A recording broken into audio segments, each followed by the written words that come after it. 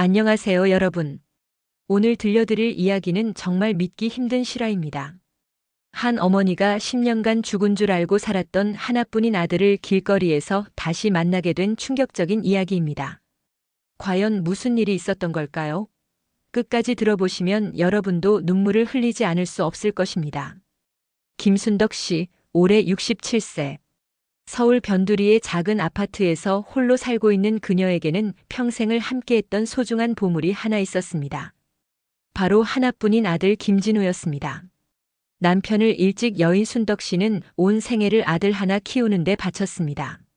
새벽 4시에 일어나 시장에 나가 야채 장사를 하고 오후에는 식당에서 설거지를 하며 아들의 학비를 마련했습니다.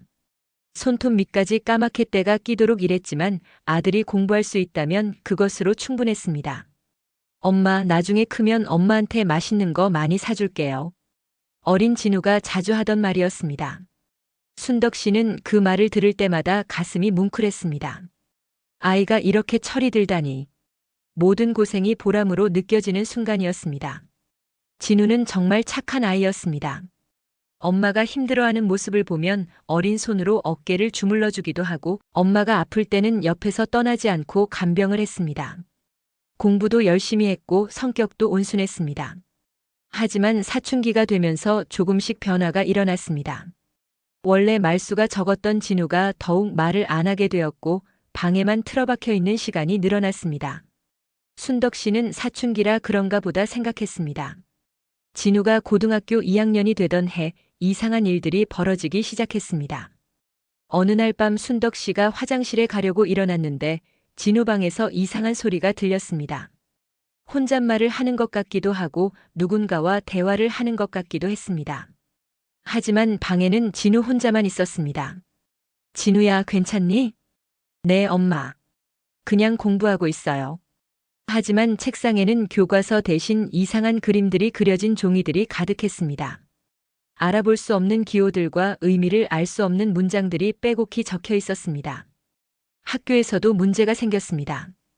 담임 선생님이 전화를 걸어왔습니다. 어머님, 진우가 요즘 수업 시간에 자꾸 이상한 행동을 합니다. 아무도 없는 곳을 보고 대화를 하거나 갑자기 웃기도 하고요. 한번 상담을 받아보시는 게 어떨까요? 순덕 씨의 가슴이 철렁했습니다. 하지만 진우에게 물어봐도 괜찮다, 아무 문제 없다는 대답만 돌아왔습니다. 시간이 지날수록 진우의 상태는 더욱 심각해졌습니다. 밤마다 방에서 큰 소리를 지르며 나가라고 외치는 일이 잦아졌습니다.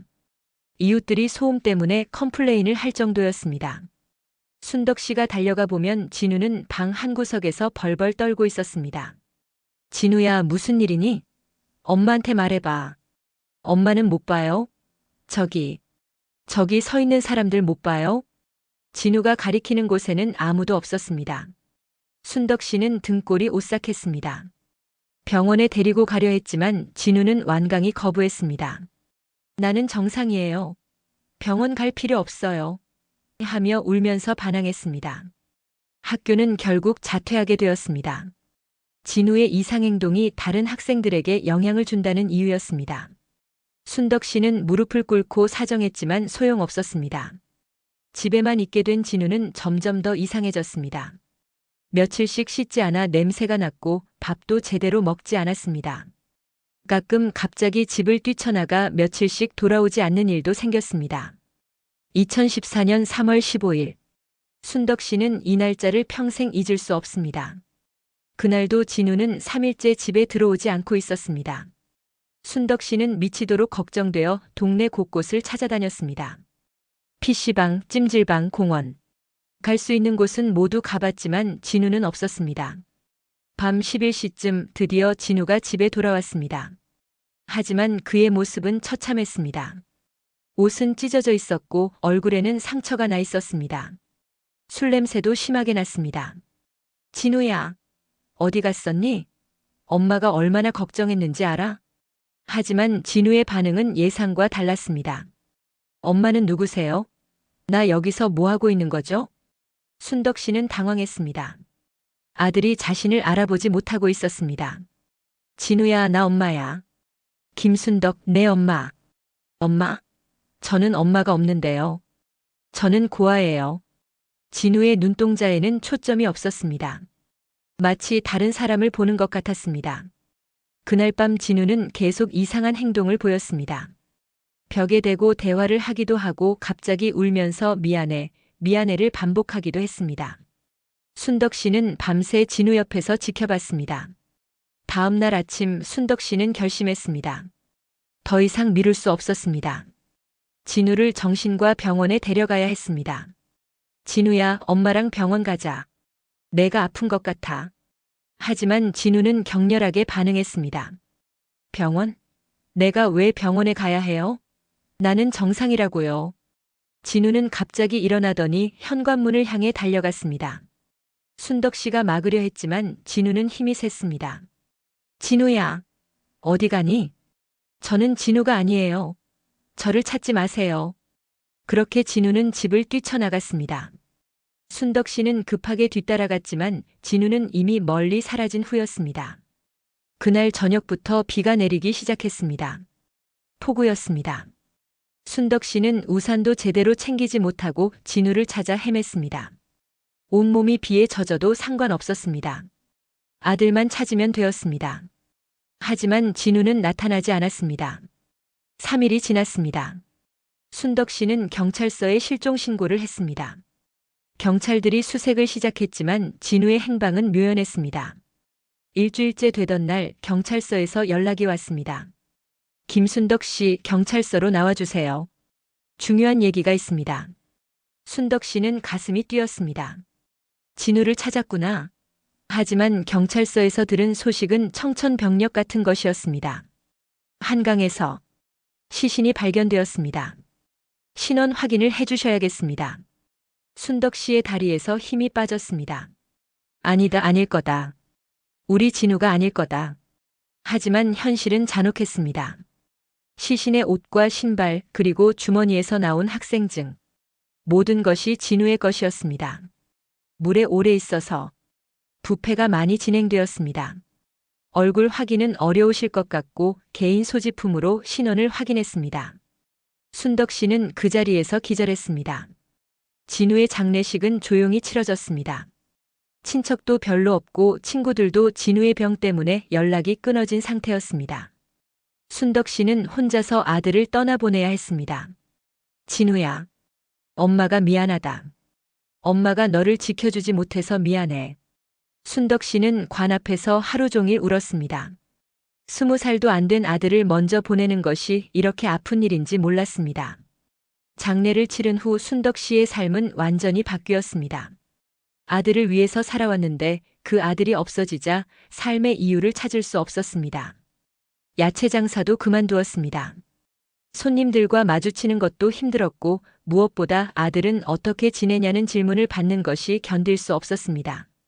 순덕 씨는 하루 종일 집에만 있으면서 진우의 방을 그대로 두고 살았습니다. 진우의 옷가지들, 책들, 심지어 더러워진 이불까지도 그대로 두었습니다. 마치 아들이 언젠가 돌아올 것처럼 밤마다 진우의 목소리가 들리는 것 같았습니다. 엄마, 저 여기 있어요. 하지만 돌아보면 아무도 없었습니다. 2015년, 2016년, 2017년. 시간은 흘렀지만 순덕 씨의 상처는 아물지 않았습니다. 오히려 시간이 지날수록 아들에 대한 그리움은 더욱 커져만 갔습니다. 정부에서 나오는 기초생활수급비로 근근히 생활했습니다. 예전처럼 열심히 일할 의욕도 체력도 없었습니다. 나이도 많이 들었고 무엇보다 마음이 너무 아팠습니다. 가끔 길에서 진우와 비슷한 나이의 청년을 보면 가슴이 덜컥했습니다. 뒤따라가서 보기도 했지만 당연히 진우가 아니었습니다. 진우는 이미 이 세상 사람이 아니니까요. 이웃들은 순덕 씨를 안쓰럽게 여겼습니다. 순덕이가 아들 죽고 나서 완전히 사람이 바뀌었어. 예전에는 그래도 밝고 씩씩했는데. 아이고, 하나뿐인 아들을 그렇게 보내니 얼마나 마음이 아프겠어. 하지만 위로의 말들도 순덕 씨에게는 별 도움이 되지 않았습니다. 아들이 없는 세상에서 어떻게 살아야 하는지 도무지 알 수 없었습니다. 2024년 10월 12일 토요일. 순덕 씨는 오랜만에 집 근처 마트에 장을 보러 나갔습니다. 냉장고에 들어있는 게 거의 없어서 어쩔 수 없이 나온 것이었습니다. 마트에서 간단히 필요한 것들을 사고 집으로 돌아가는 길이었습니다. 지하철역 근처를 지나는데 멀리서 사람들이 모여 있는 것이 보였습니다. 뭔 일이지? 순덕 씨는 별로 관심이 없었지만 길이 그쪽으로 나 있어서 어쩔 수 없이 사람들 사이를 지나가야 했습니다. 사람들이 둘러싸고 있는 가운데 한 남자가 앉아 있었습니다. 더러운 옷을 입고 머리도 더러워서 냄새가 심하게 났습니다. 앞에는 종이컵이 놓여 있고 몇 개의 동전이 들어 있었습니다. 구걸하는 노숙자였습니다. 순덕 씨는 그냥 지나치려고 했습니다. 하지만 그 순간 그 남자가 고개를 들었습니다. 세상에, 그 얼굴. 순덕 씨는 그 자리에서 얼어붙었습니다. 장본 것들이 손에서 떨어졌습니다. 그 얼굴은 10년 전보다 많이 야위고 더러워졌지만 분명히 진우? 순덕 씨의 입에서 떨리는 목소리가 나왔습니다. 그 남자는 순덕 씨를 올려다보았습니다. 하지만 그의 눈에는 전혀 반응이 없었습니다. 마치 처음 보는 사람을 보는 것 같았습니다. 진우야. 진우 맞지? 엄마야, 엄마. 순덕 씨는 떨리는 손으로 그 남자의 어깨를 잡았습니다. 피부의 느낌, 체격, 모든 것이 진우와 같았습니다. 10년이 지나 많이 변했지만 엄마가 어떻게 자식을 알아보지 못하겠습니까? 하지만 진우는 순덕 씨를 밀쳐내었습니다. 뭐 하는 거예요? 저 모르는 사람인데. 목소리도 진우의 목소리였습니다. 10년 전보다 거칠고 쉰 목소리였지만 분명 진우의 목소리였습니다. 주변 사람들이 수군거리기 시작했습니다. 저 할머니 뭐 하는 거야? 정신병 걸린 거 아니야? 갑자기 구걸하는 사람 붙잡고. 하지만 순덕 씨는 신경 쓰지 않았습니다. 오직 눈앞에 진우만 보였습니다.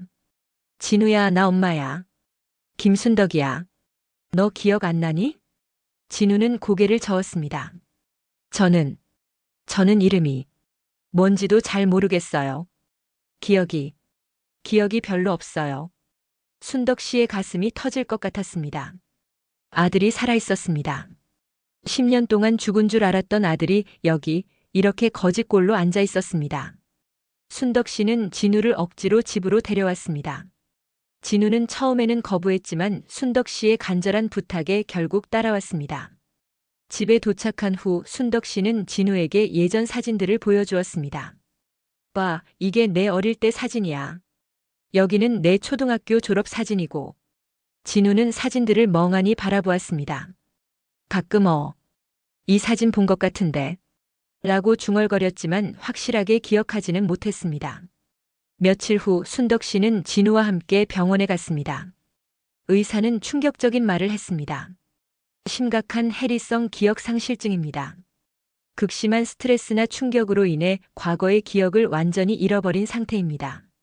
특히 자신의 정체성에 관한 기억이 사라졌네요. 그럼 기억을 되찾을 수 있나요? 시간이 걸릴 수 있지만 가능성은 있습니다. 익숙한 환경과 가족의 사랑이 가장 중요합니다. 순덕 씨는 희망을 품었습니다. 아들이 살아있고 다시 기억을 되찾을 수도 있다니. 천천히 아주 조금씩 진우의 지난 10년 이야기가 드러나기 시작했습니다. 진우는 2014년 집을 나간 후 정신을 잃고 한강에 빠졌다고 했습니다. 하지만 다행히 목숨은 건졌습니다.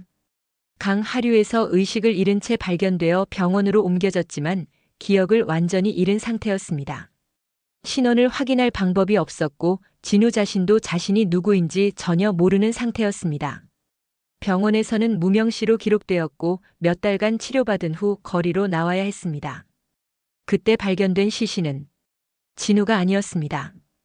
비슷한 나이의 다른 청년이었는데 진우의 옷을 입고 있었던 것입니다. 아마도 진우가 한강에서 옷을 벗어놓고 들어갔을 때 다른 노숙인이 그 옷을 입었던 것 같았습니다. 경찰의 신원 확인도 부실했습니다. 얼굴을 알아볼 수 없을 정도로 부패했던 상황에서 단지 옷과 소지품만으로 신원을 확인했던 것입니다. 그렇게 진우는 10년간 노숙 생활을 했습니다. 기억이 없어 어디로 가야 할지, 누구를 찾아야 할지 몰랐습니다. 정신 상태도 불안정해서 제대로 된 일자리를 구할 수도 없었습니다. 순덕 씨는 진우를 정성껏 돌봤습니다.